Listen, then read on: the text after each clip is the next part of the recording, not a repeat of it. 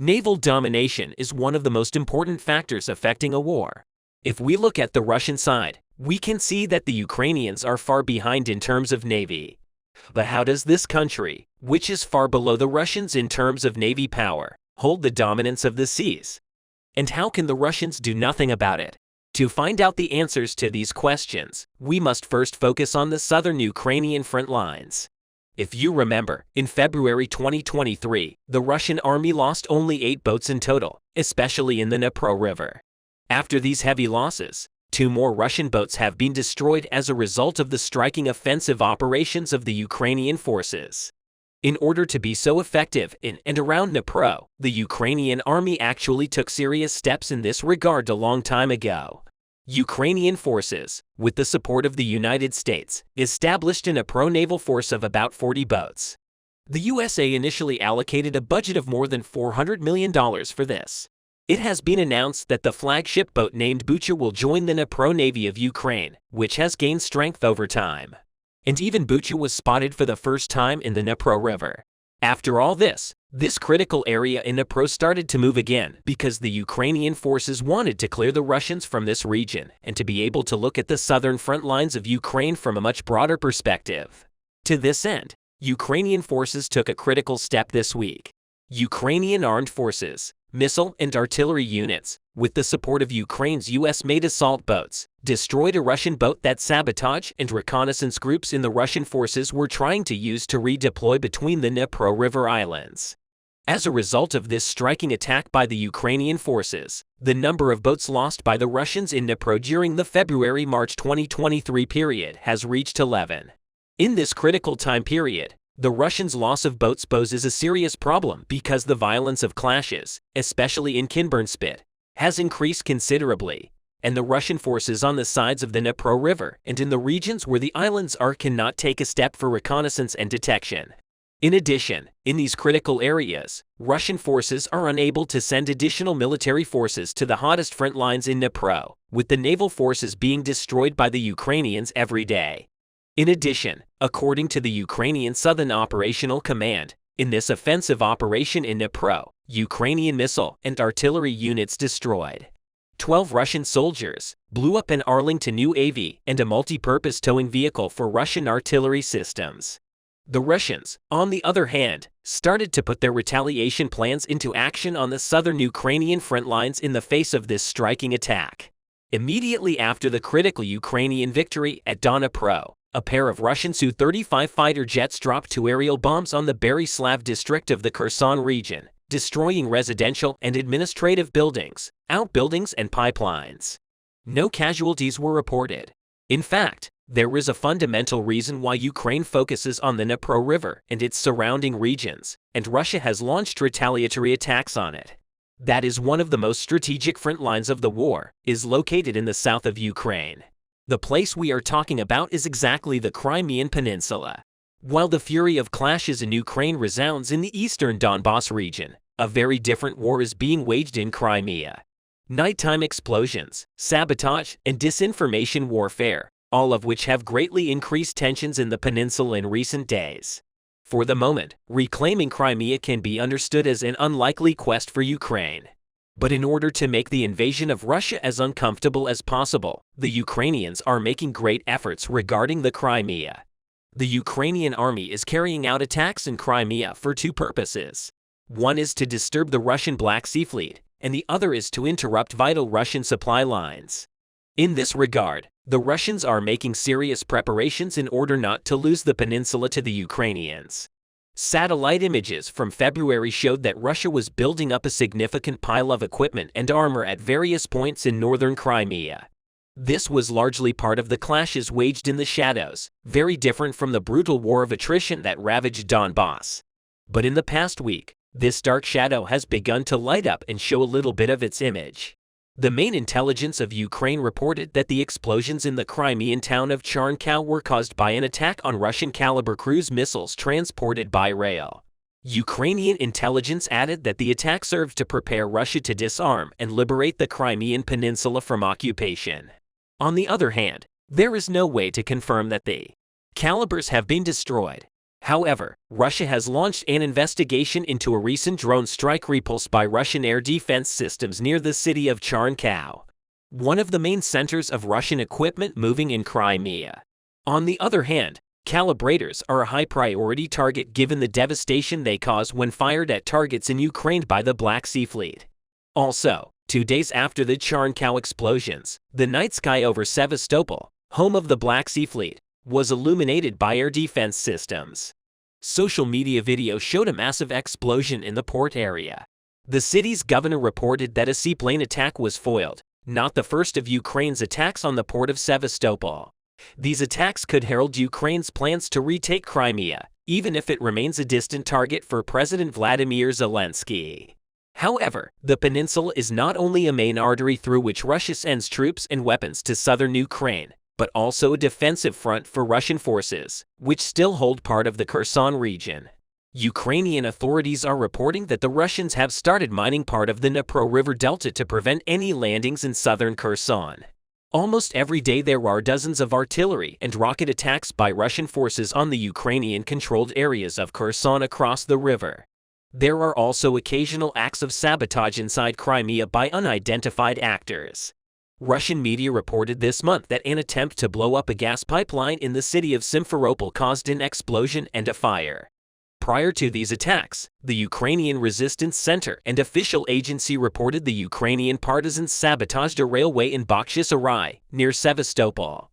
Pro-Russian social media accounts, on the other hand, claimed that the attack in Bakhchisarai did not cause much damage. In fact, all these attacks showed that the resistance groups in Crimea were now doing something. But the extent of any partisan movement on the peninsula at the moment is uncertain. For now, partisan groups in Ukraine bother the Russian-backed officials the most. Official reports of spies being arrested come from Russian-appointed officials. The United Nations reported that over the past few months, it has documented 10 prosecutions for public actions to discredit and obstruct the Russian armed forces in Crimea. On the other hand, towns where Russian armor is frequent, such as Chaplinka near Crimea, have occasional curfews. These bans were most likely taken to prevent any information from being transmitted to the Ukrainian military. Ukraine, on the other hand, claimed that last week the Russian National Guard raided Chaplinka and examined documents, phones, and vehicles of local residents. There may be a prudent move by the Russians at the moment on the other front lines of the Crimea or southern Ukraine. Ukrainian intelligence officials reported that the strategic objective of any counterattack this spring would be to cut the occupied corridor between the Crimea and the Russian border across the Sea of Azov. This would entail attacking Melitopol to the south and parts of Kherson adjacent to the Crimea. Former Russian President Dmitry Medvedev delivered unexpected news to Russian President Vladimir Putin when it was reported that Dmitry Medvedev met with high-ranking American officials. Russian President Vladimir Putin was taken aback. Medvedev has achieved an agreement with America to depose Putin from the throne. The conflict between Russian President Vladimir Putin and Prime Minister Dmitry Medvedev has reached new heights. Dex Medvedev, Russia's long-serving president, has begun moves to dethrone Vladimir Putin, whose influence is beginning to wane. Medvedev, who hasn't been seen in public in a long time, apparently paid a secret visit to America. The question of why Medvedev, who had surprised Kremlin officials with his words, made some time after the Russian army invaded Ukrainian land, suddenly reversed sides, was beginning to pique people's interest. After U.S. officials revealed that Israel was secretly supplying ammunition support to the Ukrainian army, Medvedev's words surprised everyone. Following the U.S. confession, the Israeli government agreed to providing weapons support to Ukraine, but also maintained that the vast majority of these munitions belonged to the U.S. The words were somewhat shocking given that Russia was anticipated to sharply criticize Israel's backing for Ukraine. Medvedev, a personal buddy of Vladimir Putin, was roundly chastised in the Kremlin for his actions, declaring that the countries that entered the battle would, of course, be allies, and that Israel's assistance for Ukraine would not cause any problems. Russia and Israel would have no problems. According to Kremlin insiders, Russian President Vladimir Putin has threatened to fire Medvedev, who still serves as vice chairman of the Russian Security Council. Following these discussions between Putin and Medvedev, it was revealed that Medvedev flew to the United States on a private plane. The surprise decision by Medvedev to visit America piqued everyone's interest. A few weeks following Medvedev's visit to the United States, it was revealed that the vast majority of recent anti-war and anti-Putin protests within Russian borders were organized and funded by Medvedev. Complicating matters even more, before we go into the specifics of the story, we'd like to clarify that we're working hard to get you the information we've gathered from credible sources and professional researchers as fast as possible. You may help us by clicking the Super Thanks button in response to this effort. The animosity between Dmitry Medvedev, Russia's president, for many years, and Russian leader Vladimir Putin is higher than ever. Putin pushed Medvedev to quit many years ago, and he was replaced by Mikhail Mityushin, one of Vladimir Putin's most trusted officials. Medvedev, who had lost sight of Vladimir Putin, began to have numerous conflicts with him. It is just one of several disagreements in the ongoing struggle between Russia and Ukraine. Although Medvedev has been attempting to work with Putin for years, it is well known that he does not support Putin. Medvedev, who acted when Vladimir Putin began to attack Ukrainian territory, intended to use this predicament into an opportunity. US authorities who were irritated by Vladimir Putin's aggressive actions and did not support Russia's military occupation of Ukrainian territory, devised a long-term secret plan to dethrone Putin by meeting privately with former Russian leader Dmitry Medvedev. Following these discussions between Medvedev and senior U.S. officials, the Russian intelligence service discovered that a bank account in Medvedev's name had been opened in the U.S. and that a considerable sum of money was coming into this account from an unknown source. Russian Defense Minister Sergei Shoigu was the first to respond when Medvedev was suspected of being paid by the U.S. Shoigu inquired in his address where the unrequited money going into Medvedev's account came from and what it was utilized for. Shoigu then accused former Russian President Dmitry Medvedev of treason, claiming that Medvedev was the worst thing that had ever happened to Russia. Russian authorities have begun to imply that Medvedev is the source of funding for the protests that have recently begun to occur very frequently within Russia's borders. Medvedev gives money to anti-Putin political organizations, allowing their members to organize anti-Putin protests across the country. If you pay closely, you will see that protests and sabotage within Russia's borders have recently escalated significantly. Russian officials claim that these measures were carried out to undermine Russian trust in Putin by instilling fear and panic among the Russian people. These protests in Russia have deeply troubled Vladimir Putin. Putin's attempt to repress these protests by arming Russian security forces resulted in the imprisonment of numerous Russian people. More than 20,000 Russian nationals are claimed to have been imprisoned in protests planned across Russia since the commencement of the war, with thousands also arrested. The major reason for the rapid growth of these anti-Putin protests is Putin himself.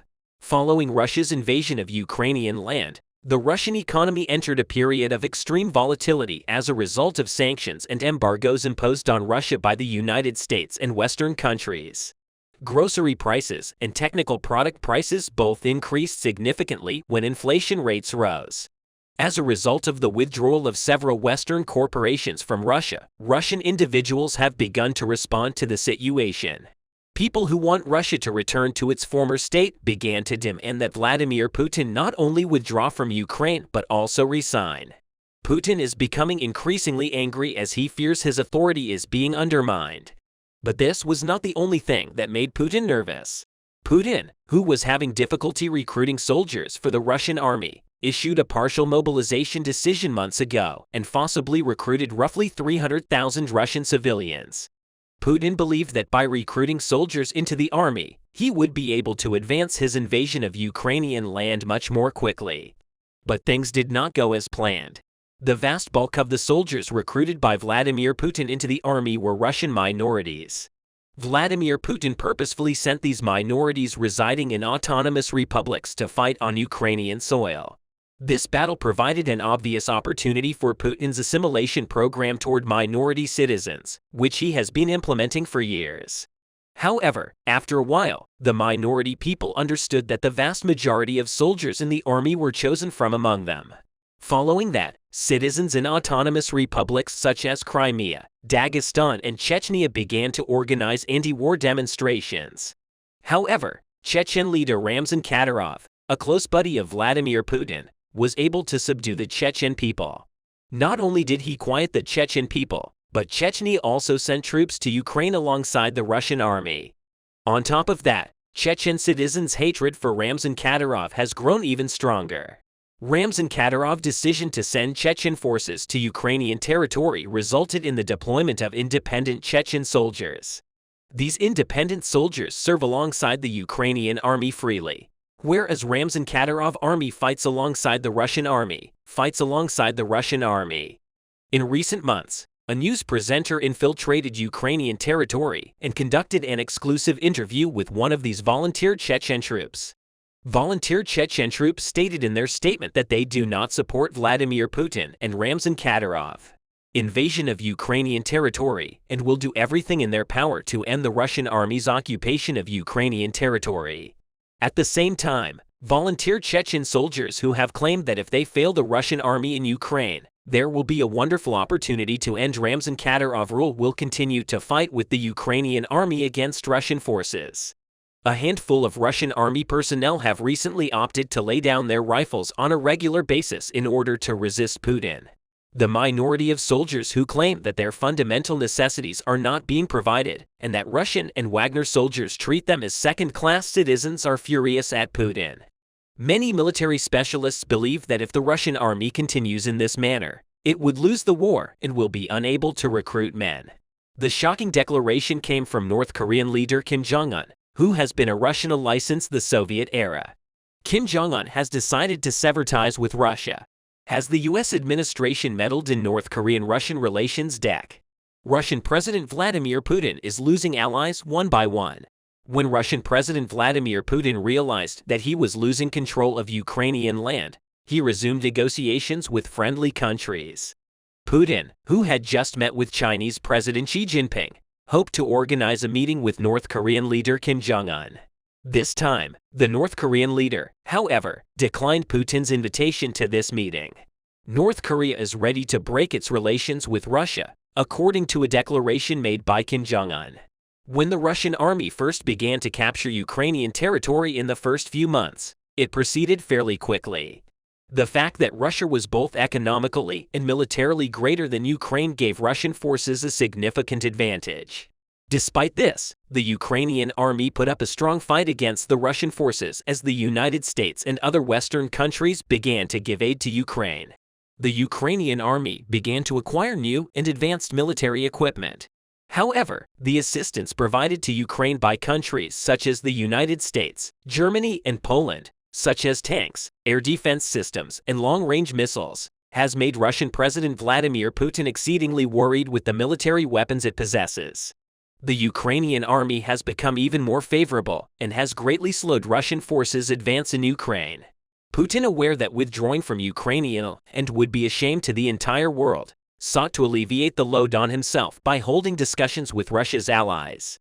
Putin, who initiated negotiations with the Iranian government, obtained military supplies from Iran, including ammunition, weaponry, and unmanned warplanes. The U.S. administration, on the other hand, has declared that the Russian military perpetrated war crimes on Ukrainian and using unmanned combat aircraft delivered by Iran, and that Iran is also a party in these crimes. US authorities successfully distanced the Iranian leadership from Putin by stating that Iran will be punished in international courts for war crimes perpetrated by Russia. However, Putin was aware that the Russian army was experiencing ammunition and weapon shortages, so he began talks with new allies. Putin's offer to meet with North Korean leader Kim Jong-un has been refused by Kim. Russian government officials were taken aback by Kim Jong-un's remarks on Russia. Putin, who had long sought to see North Korean leader Kim Jong-un, was aware that the North Korean army inventory included highly developed and technological weapons.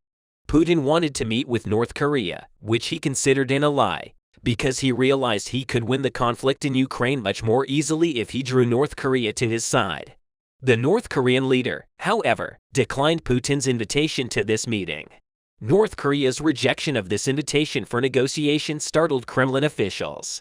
However, the most interesting aspect of the job was discovered afterwards. The North Korean intelligence service discovered that Russia has been assisting South Korea with weapons and ammunition for many years.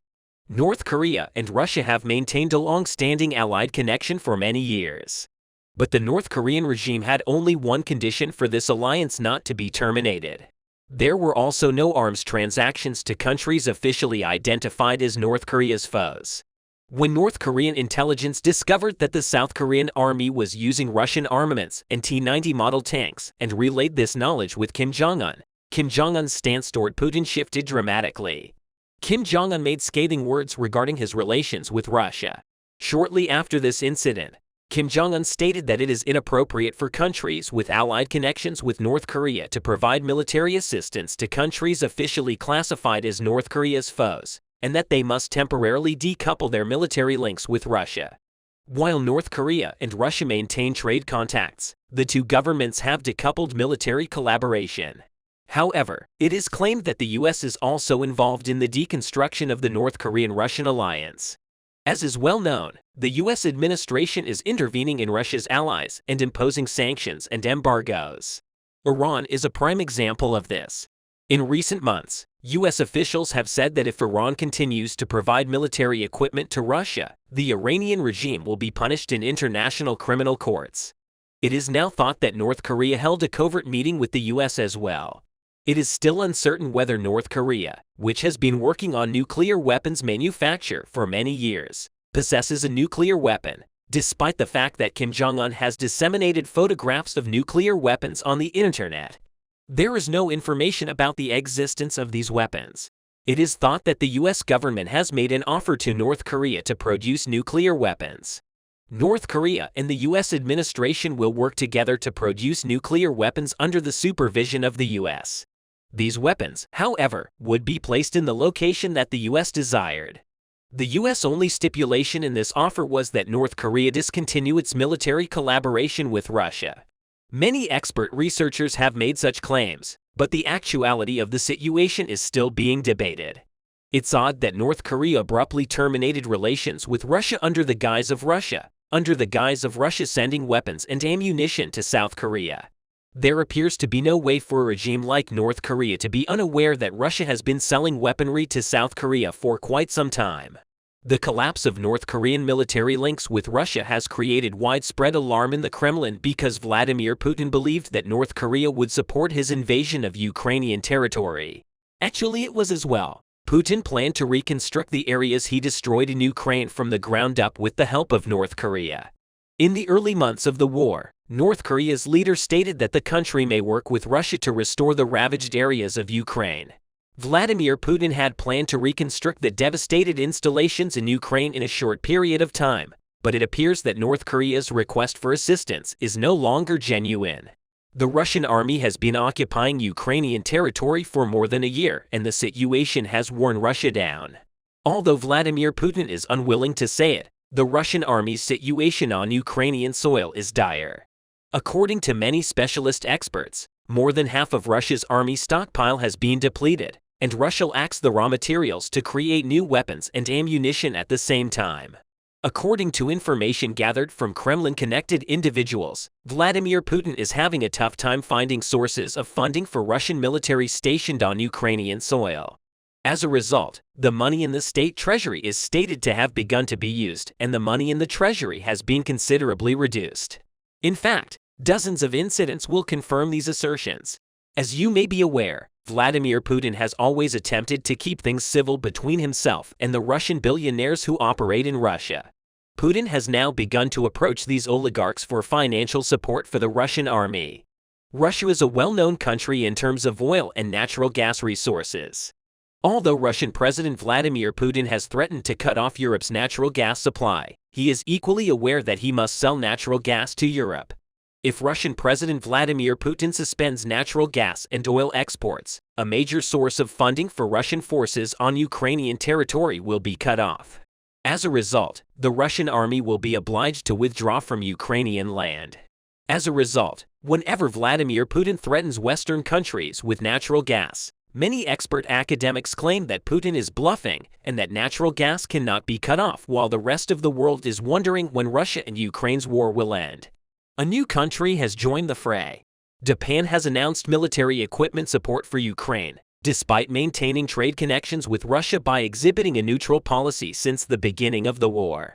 The words made by Japanese Prime Minister Fumio Kishida have created widespread consternation in the Kremlin. The occupying Russian forces on Ukrainian territory are in for a terrible time. The Russian army, which quickly resumed its acquisition of Ukrainian land in the early months of the war, was able to occupy various districts in Ukraine. Although the Ukrainian army provided excellent resistance to Russian forces in the early months of the war, the Russian army inventory was far superior to that of the Ukrainian army.